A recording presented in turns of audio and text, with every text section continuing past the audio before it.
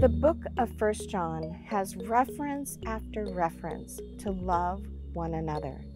The love encourages one that is based on who Christ is and what he has done for us.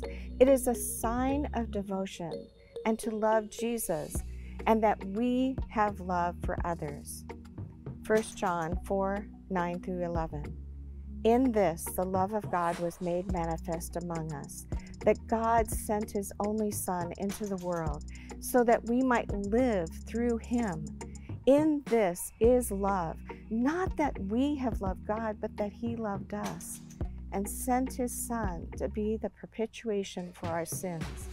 Beloved, if God so loved us, we also ought to love one another. The love that towards others is one of the sacrifice and humbleness. It is a lifestyle of living in the light of Jesus and God's wisdom.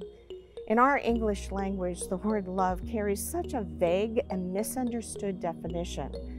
Our language tends to be primarily a business language. So when finding a definition for love, it is not immediately assumed. The Bible does give many examples of what love looks like. When we set our eyes on the life of Christ, we come to a definition of love that has deep weight and significance. It is this kind of love that we are able to share with others. To come to an understanding of Jesus' love as he sacrificed his life for us and took the punishment for our sins, it is in them that we can see the level of love we are called to share and express. It is an act of worship to love as we respond to the love God gave to us. In this love, others can see the light of hope and compassion that God so freely gives us. It is also a high calling to know the love that sees those in need and allows our hearts to break for those that need God. That means we may need to invest, even if we don't see an immediate return in our efforts.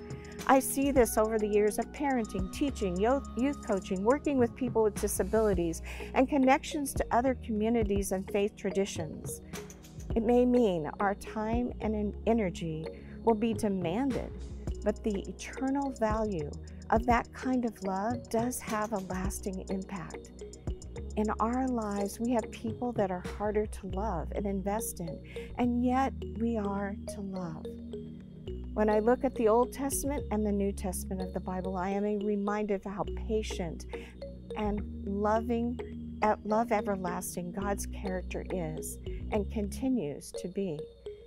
It is my prayer that my life and our church might be the reflection of this kind of life of loving others.